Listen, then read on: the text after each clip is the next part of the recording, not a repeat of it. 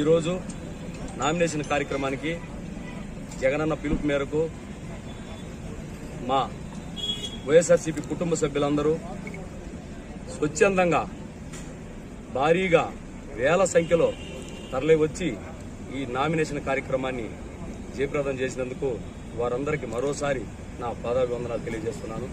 అలాగే జగనన్న ప్రవేశపెట్టినటువంటి సంక్షేమ పథకాలు ప్రజల్లో బలంగా ప్రతి ఇంటికి ప్రతి గడపకి పంపడం వలన అంత ఆదరాభిమానాలతో ఈరోజు స్వచ్ఛందంగా వచ్చి ఈ కార్యక్రమాన్ని జయప్రదం చేశారు.